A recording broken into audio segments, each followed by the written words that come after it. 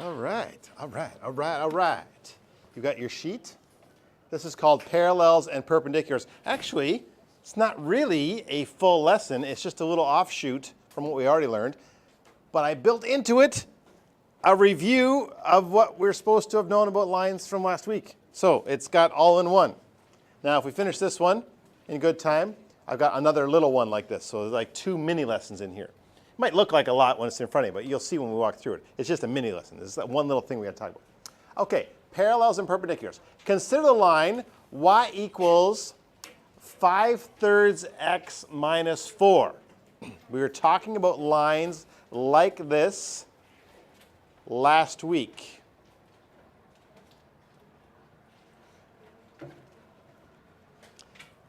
What is the start value for the line? So this was the big moment from last week, is being able to look at lines like this and be able to know the start value, sometimes called the y-intercept, and the slope, which is the rate. So there's this big moment. Can you look at this and tell which one it is? So you have to ask yourself that right now. If not, you might write down different things. If you know exactly what it is, you're probably just going to write down the answer. You're like, I know exactly where to find it. If you don't know, then you're going to write my extra little bit of writing I'm going to put on top of here to help. Does anyone know which number is the start value? She says -4. She's got it memorized. She knows where to find the start value based on last week's lesson. If you're like, I don't think I would have been able to choose. I might have guessed, but I don't know if I'll be able to choose. Then the thing you have to memorize is y equals mx plus b. That's the guide. That tells you where to find these things. So let me just switch over to my pen here. Pointer options, pen. I think that's in red, so I can write above it. So here's what you're going to write. If you didn't know right away what the answer was, make sure you're writing y equals mx plus b over top of these lines every time. That's your guide. That's your thing that tells you whether you're looking for which one is slope or which one is y-intercept. Okay? And this one is the start value, sometimes called the y-intercept. So the start value, she says, is -4. Good to know. Next question. What is the slope? Well, see, it's an all or nothing thing. You either get both of these right or you get neither of them right. Once you know that the start value is -4, then it's not hard to pick out the slope because the slope's the other number. There's only 2 numbers to deal with. So what's the slope this time? 5/3. That's half of what you need to know about lines, right there. It's just being able to know what is the slope and what's the y-intercept. The other half is what to do with it. So at the bottom of your page, sorry, is it on the next page? It's on the next page. We're going to graph it. We're going to go through these steps again and make sure we can graph it. Now, we have to just talk about the positive negative part of this rate, though. Does it increase or decrease? If it's a positive slope, is that going to go up or go down? What's that? That's an increase because this is positive. The slope means it's going upwards. And look at little arrow there. So add that little arrow to yours so you know how to decide if something increases. You just look at the slope and decide, is it positive or is it negative? All right. Grab my drink. So, final 2 questions. How could we graph this line? Well, here's the steps again. Maybe you totally remember from last week, and you're like, you're wasting my time with these opening 2 slides, and I am, but I want to review it and give you another sheet you can look at to remind yourself. How do we graph the line? We plot the start value on the y-axis. We rise 5 and run 3 to get another point. See, it's all right there. The whole review from last week is right there. And then just repeat to get more and more points. Does this ring a bell from graphing last week? Yeah. All right, let's go try it. On to the next page. Do you need more time on this slide? Yes, more time? Yeah, more time? It's going to be a quiet day today, is it? Mondays, eh? Quiet, quiet. Hey, I didn't say that. I said it was Monday. I miss him. He was away Friday too, wasn't he? No. Thursday maybe? All right. More time? I'm not trying to rush. It's a pretty short mini lesson. I'd like to do another one in the second half, but that divides the class up nice, I think. You do quick lesson, couple of questions, another quick lesson, couple of questions. Okay. So here's the plan. Let's graph it. Y-intercept -4, so that goes right there on the y-axis. That's why we call it the y-intercept. It's where it starts on the y. And then, to get other points, we go rise 5, run 3, boom, another point. Because the slope is 5 over 3. So if that's a little tricky, again, just write on there, rise and run on the top and bottom. Now, if you just totally had a brain cramp and totally forgot about rise and run, don't forget, you got my poster at the back wall there. And I put it right up there on the poster. That's how important it is. This year I'm willing to give it away and make sure you know, hey, which one's rise, which one's run. So I got another point by rising 5, running 3, and then do it again. I like getting at least a third point if I can, because that gives me enough to graph the line. I went backwards and grabbed another one as well, but usually 3 is enough. And then you get your ruler out and whoop, draw the line. Note that start value is usually called the y-intercept. Does anyone need rulers today? Oh, they're all on my desk today.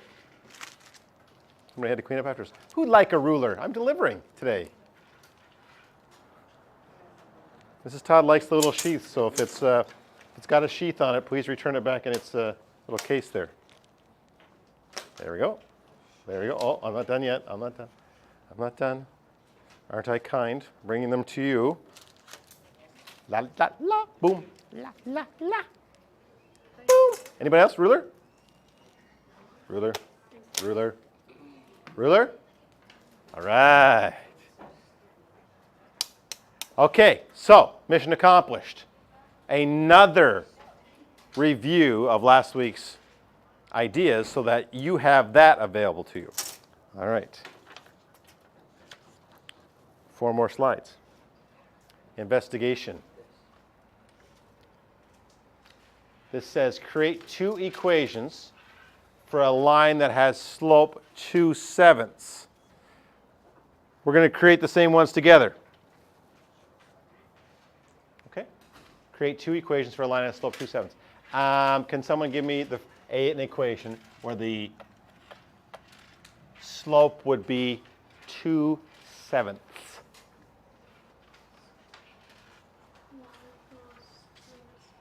2 over 7x plus, she said plus 15. Now I'm going to use a smaller number just because I'm going to use technology. I want you to be able to see what's happening.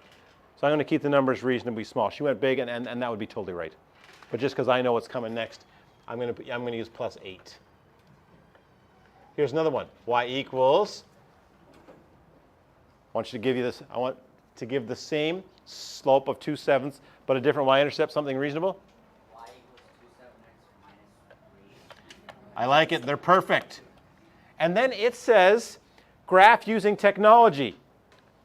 Let me show you a great piece of technology that you can really use to help with homework and things that you're working on. And there's a program, sorry, it's a website, but it's also an app you can get for your phone called Desmos.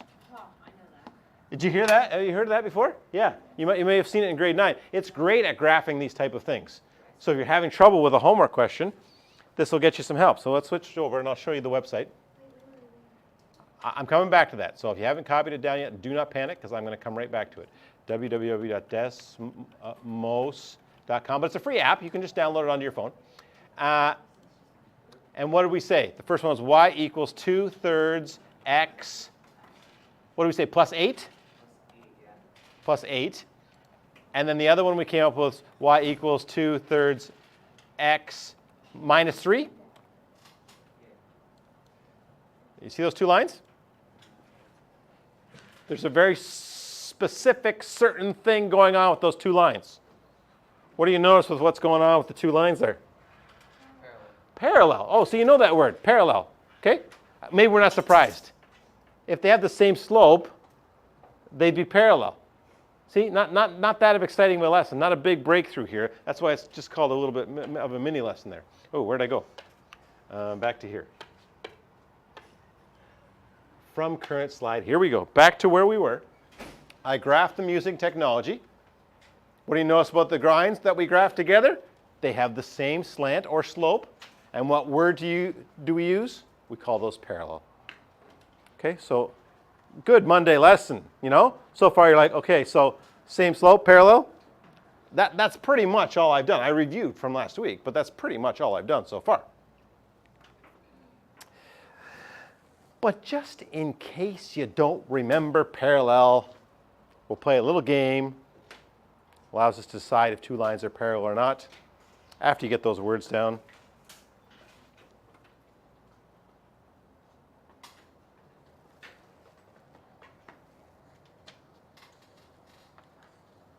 We're almost a question. After the lesson, could I ask you something? Yeah, sure. Remember, I'm trying to do 2 today. I'm going to try and finish this one. I know. And then maybe about 1:05, I'll go again with another small one. There's two little small ideas we want to do today. Yeah. And then in between, you guys can work on maybe assignment 2 because I'd like to get more assignments in to help you guys marks, yeah? Do you need more time here? Okay, so let's just review to make sure we know the words parallel. Maybe you're like, I already know what parallel is, thank you very much. That's okay. I'm just going to review and get here. What does it mean for two lines to be parallel? They have the same direction and they will never meet. So take a look, parallel or not. I think it's already written on yours. Are these parallel? No, because they're going to meet eventually. Yeah? What about these two? Are they parallel? Yeah. They certainly look that way. They certainly look like they're parallel. So those are parallel. Does that remind you of those words? It's a fun word because actually it's got two L's side by side that sort of look parallel. That's not why that word's like that, but it's sort of helpful, I guess. There's another word we need.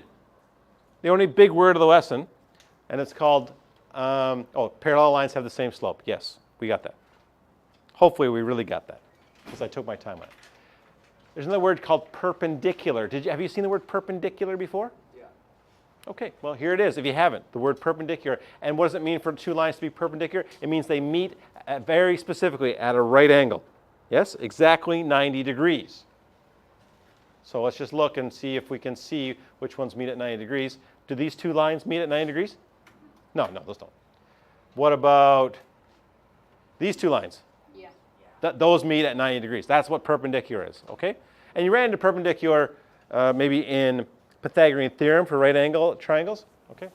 One more set. Are those perpendicular? No. No, they look sort of parallel actually is what they look like, but those are not perpendicular. Is it okay? Yeah. Okay, so the big question of the lesson, if you're like bored, or you're like, is there anything tough in this lesson? The big question of the lesson is, can we look at two equations and tell if they're perpendicular?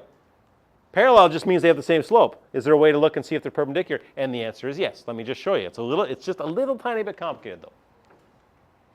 Create your own equation for a line that has slope 1/2. So I'm going to go y equals 1/2 x. Do you want to select a y-intercept? Who'd like to select a reasonable y-intercept? Something not too big, not too small? 5. She says go with +5. Using technology to determine the slope of a line that's perpendicular. Okay, watch this. I'm going to go over here, and I'm going to graph that line, and I'm going to try and make one that's perpendicular in the same program I was using.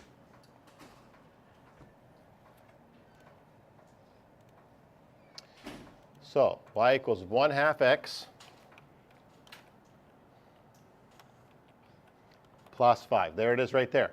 Now I'm going to make another one. Y equals mx. And I'm going to make the y-intercept, I'll make it even +4 so you can see. And I've got a slider for m. And I'm going to play around with this slider. And if you've never seen the slider before, it's pretty cool. Slider just allows me to change the slope until I find one that is exactly, whoa, I think I'm pretty close. That's exactly perpendicular. Yes? Does that look perpendicular? How'd I do? Yeah? Looks perpendicular? I mean, they're on an angle, so it looks weird. I found slope -2. Slope -2. What is the slope of this perpendicular line? -2, and I put it over 1 to try to help with the relationship. How do these slopes compare? This one was 1/2. This one was 2 over 1. What's happened to the slope?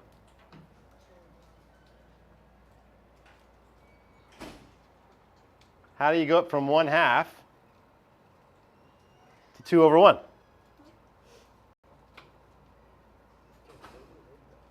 What's happened to the numerator and denominator? Flip. It just flips. Yeah. Okay? The other thing that happened is it went from positive to negative. So it's actually two things that's got to happen. It's got to flip, but it's also got to change signs. Whew! That's 2 steps in 1. Okay? So here it is. Perpendicular lines have called negative reciprocals. I'm not going to hold you to that word. It's a handy phrase, negative reciprocals, but flipped with the opposite sign. That's what you've got to do to make a perpendicular line, is you've got to flip the slope, and then you've got to change its sign at the same time.